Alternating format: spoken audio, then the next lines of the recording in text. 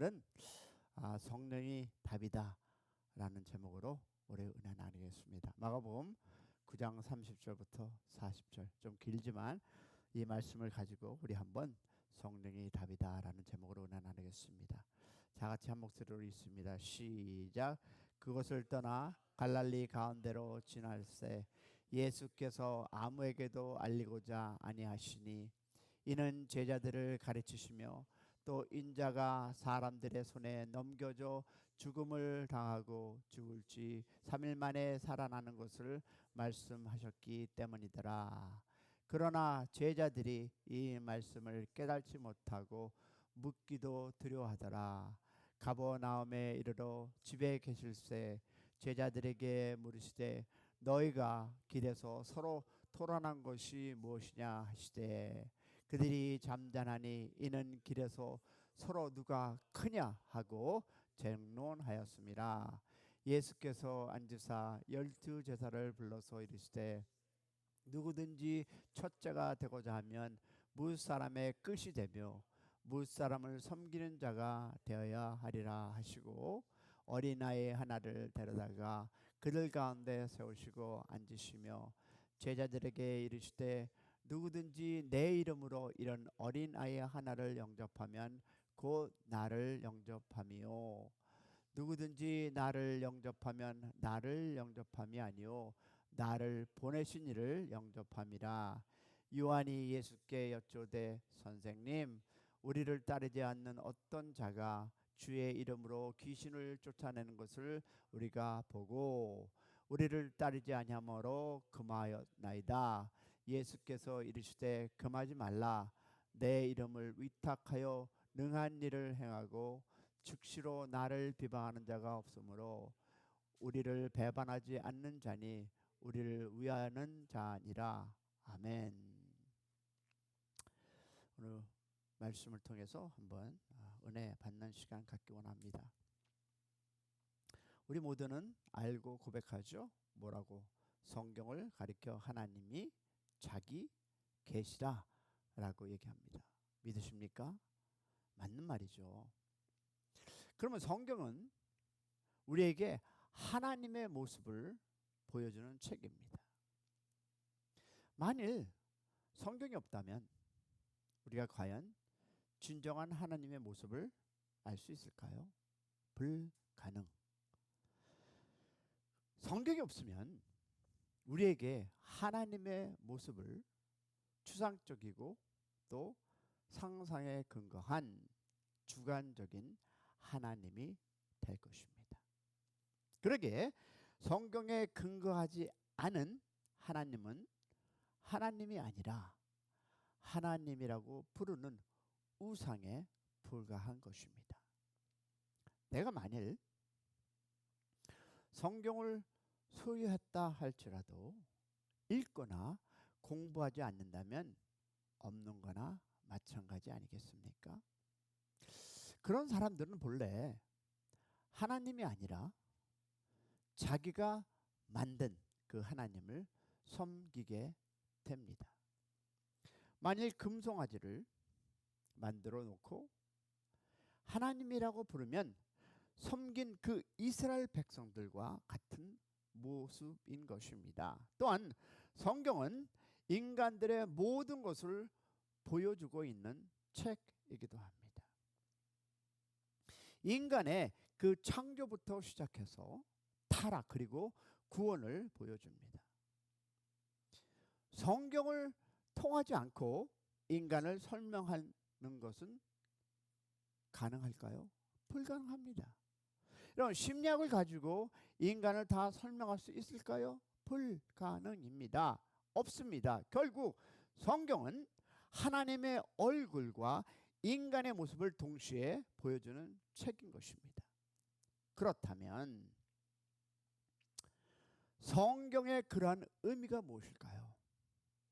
그것은 여러분 하나님의 얼굴을 보고 우리의 자신, 우리 자신의 일, 즉 일그러진 모습을 바로 찾기 위함입니다. 자, 오늘 본문은요 바로 그 사실을 증명해주는 말씀이기도 합니다. 자, 본문 속에서 나타난 예수님과 제자를 한번 이 새벽 비교해 보기 원합니다. 그리고 그 비교 속에서 내가 그 안에 있다면 회개하는 또 새벽이 될 수 있기를 소망해 봅니다. 자, 보세요. 예수님과 제자들의 관심이 달랐습니다.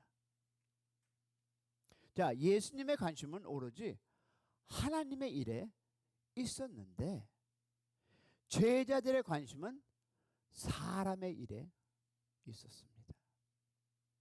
여러분, 우리가 교회 온다는 것은 하나님 앞에 찬양하고 경배하고 말씀을 듣는다는 것은 내가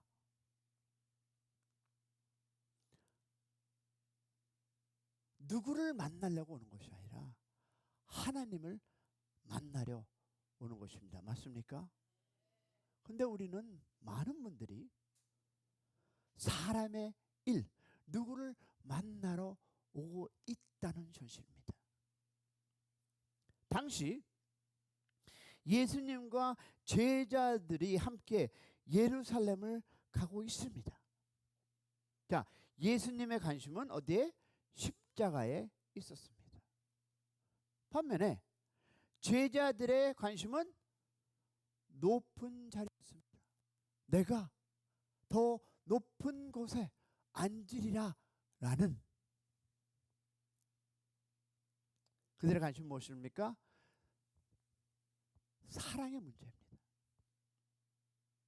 예수님은 하나님을 사랑하였기에 하나님께 순종하는 일에 관심을 두었지만 제자들은 자신을 사랑하기에 그 자리, 그 위치에 관심을 두었다는 것입니다.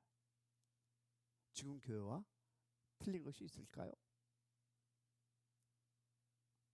우리는 본문에서 제자들의 다음과 같은 문제점을 발견할 수 있습니다. 제자들이 가지고 있는 문제점은 바로 오늘날의 교회들의 당연한 문제이자 우리의 교회의 문제이자 우리의 개인의 문제라는 것을 우리는 볼 수 있습니다. 저는 이 말씀을 기도하고 준비하면서 우리의 교회의 모습을 한번 그려보았습니다. 첫 번째 보니까 여러분 이 단어 꼭 기억하세요. 경쟁이라는 단어입니다. 이것이 지금 많은 교회의 문제고 우리 교회의 문제, 즉 경쟁입니다. 다시 말해서 키재기의 함정입니다. 자, 보겠습니다. 그들이 잠잠하니 이는 길에서 서로 누가 크냐 하고 쟁론하였습니다. 뭘 보십니까? 그들이 잠잠하니 이는 길에서 서로 누가 크냐 하고 쟁론하였습니다. 자, 우리는 믿음으로 주님 앞에 갑니다. 성경은 하나님의 자기 계시라고 분명히 우리 시작하며 아멘 했습니다.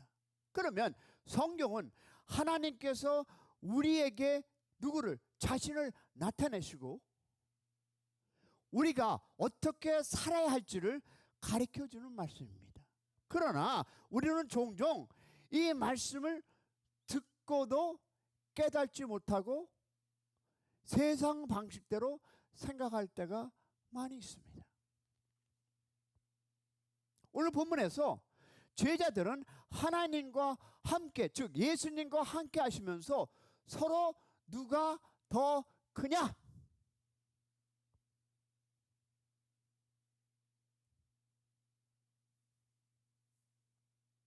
그리고 어떻습니까? 그 문제를 다투었습니다. 누가 교회 주도권을 갖고 있느냐? 하고 다투는 거와 뭐가 틀리겠습니까? 자, 보세요. 이것을 다른 말로 하면 뭡니까? 도토리 키재기입니다. 키재기라고 표현할 수 있습니다. 누가 더 높은가? 누가 더 인정받는가? 누가 더 영향력이 있는가를 비교하는 다투는 모습이 바로 오늘 이 말씀이 아닐까요? 우리는 어떻습니까?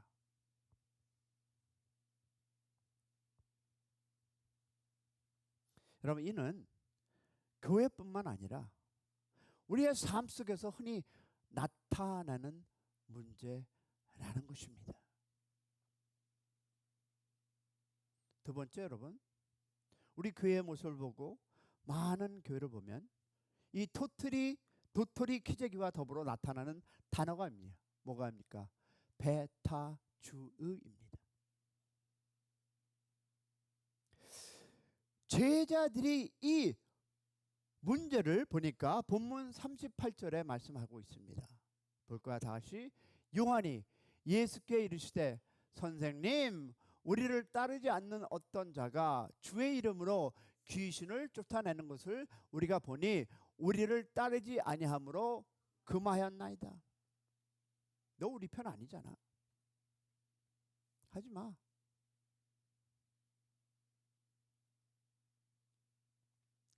너 나보다 잘난 척 하고 있는데 하지 마. 배타시키는 것입니다. 나보다 또 더욱 능력이 있는 걸 보면 그 사람은 배타시킵니다. 여러분, 제자들은 우리라고 하는, 잘 들어보세요. 제자들은 우리라고 하는 울타리를 만들어 놓고 울타리 밖에 있는 사람들을 향해 우리를 따르지 않는, 내 편이 아니기 때문에, 그 안의 공동체에서도 내와 같이 동행하지 않기 때문에 그저 그 사람이 나에게 하는 것이 미워서 배타시킵니다. 제자들도 똑같습니다. 우리 교회도 똑같은 모습을 저는 듣고 있습니다.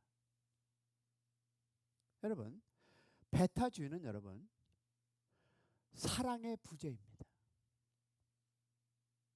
배타주의란 자신과 다른 사람이나 집단을 배척하고 받아들이지 않으려는 태도가 바로 배타주의 아닙니까? 이것은 개인적인 관계에서뿐만 아니라 종교적으로, 사회적으로, 문화적으로 영역에서도 나타납니다. 자, 그런데 예수님께서는 우리에게 사랑하라고 가르쳤습니다. 믿으시면 아멘. 근데 여러분, 예수님의 사랑은 내가 아무리 묵상하고 아무리 생각하고 성경 말씀을 보고 기도해 봐도 예수님의 사랑은 포옹하고 용서하고 품어주는 사랑. 믿으시면 아멘. 근데 왜 우리는 안 그럴까요? 그러므로 배타주의는 곧 사랑의 부재, 즉 예수님의 가르침과 반대되는 태도를 할 수 있습니다. 자, 우리 한번 고민하고 생각해 보겠습니다. 자, 여러분에게 질문하고 던져봅니다. 사랑이란 무엇입니까?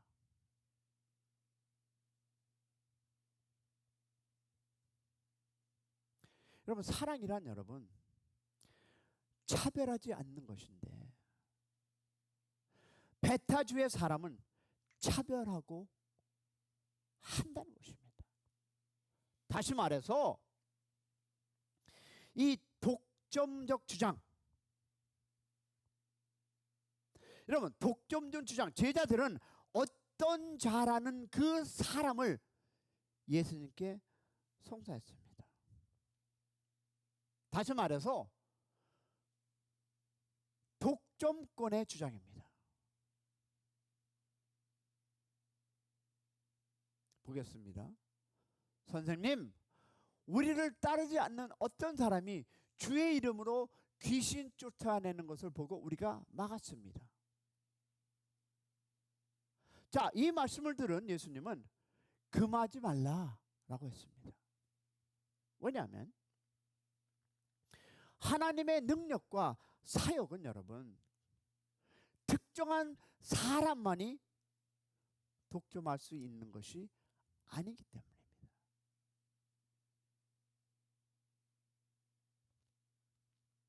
그러나 제자들은 자신들이 하지 못하면서 다른 사람이 하나님의 능력을 행하는 것을 못마땅하게 여겼습니다. 그것이 우리 교회의 모습입니다. 나보다 좀 나은 것 같으면, 나보다 좀 잘하는 것 같으면, 나보다 더 무엇이 나면 우리는 그 사람을 배타시킵니다. 아유, 저 잘난 척하는 거 봐. 저 사람 왜 저래? 우리 그러지 않습니까? 왜?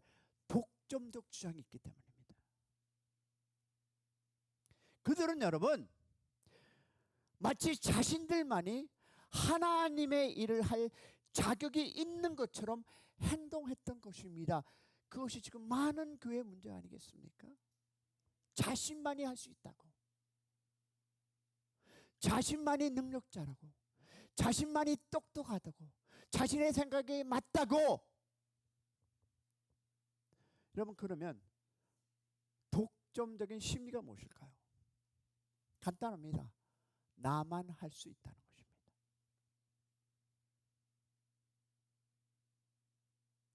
그 심리는 나만 할 수 있어, 나만 똑똑하고, 나는 너보다 낫고, 나는 무엇보다 더, 즉 나만 할 수 있다는 거 아니겠습니까? 여러분, 독점주의란 특정한 사람이 권리를 주장하며 다른 사람을 배제하려는 태도가 바로 여러분 무엇일까요? 독점의 심리입니다.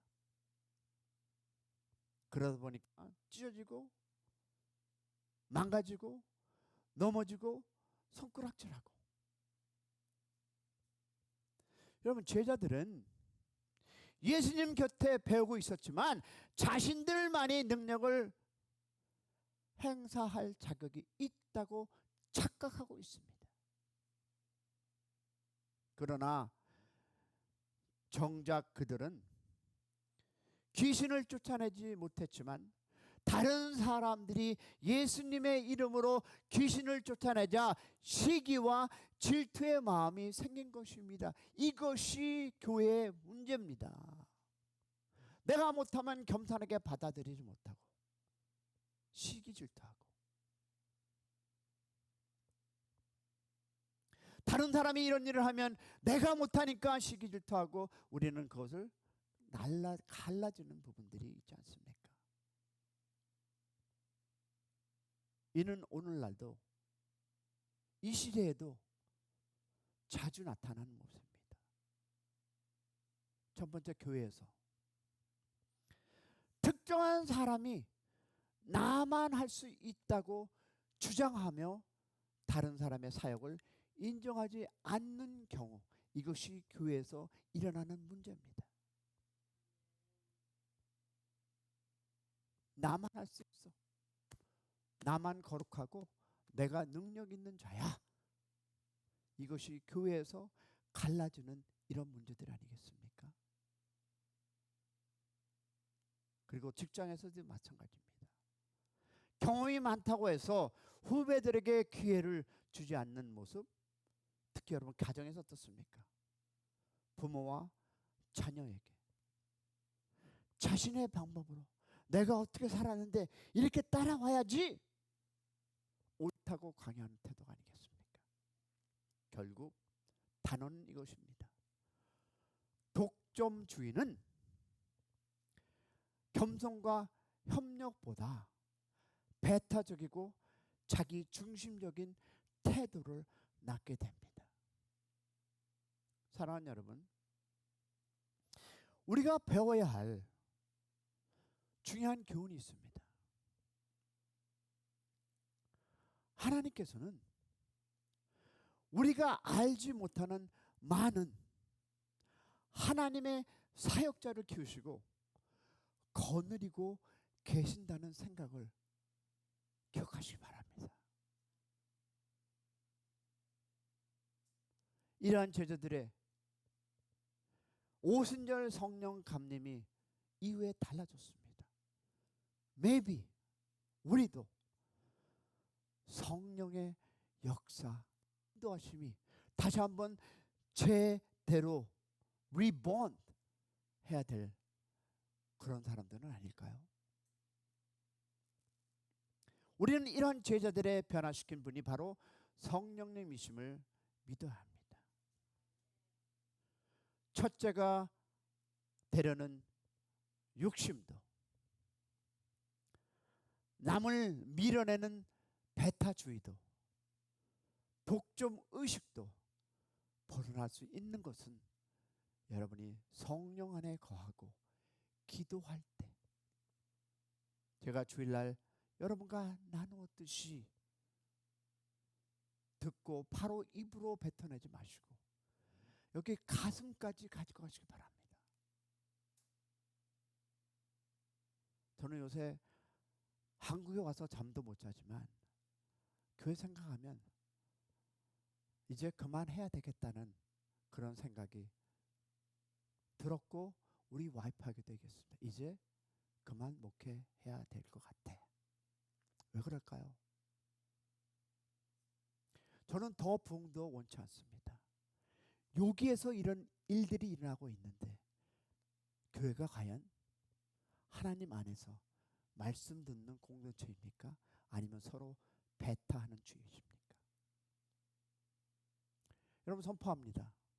만약에 이게 조금 더 지나면 저는 이 자리에 내려오는 것뿐만 아니라 이제 교회는 그만하겠습니다. 선택은 여러분이 하시기 바랍니다. 서로 의지하고 사랑을 나누는 그런 교회가 되기를 소망합니다. 누구를 배제하고 나누는 것이 아니라 뒤통수 치는 교회가 아니라 하나님 안에서 성령으로 하나 되지 않으면 제 능력 없는 저 때문에 라고 생각하고 저는 교회에 죄송하지만 문을 닫겠습니다. 사랑하는 여러분, 오직 성령님만이 답이십니다. 성령의 도우심이 없으면 육신의 소욕을 물리칠 수 없습니다. 그렇다면 모든 하나님의 그리스도인들이 가진 문제에 대한 해답은 성령님이십니다. 다른 말을 여러분께서 입에서 꺼내시기 전에 먼저 성령님과 이야기해 보세요. 이게 옳은 말인가? 이게 맞는 말인가? 이것을 전해서 좋은 말이 되는가?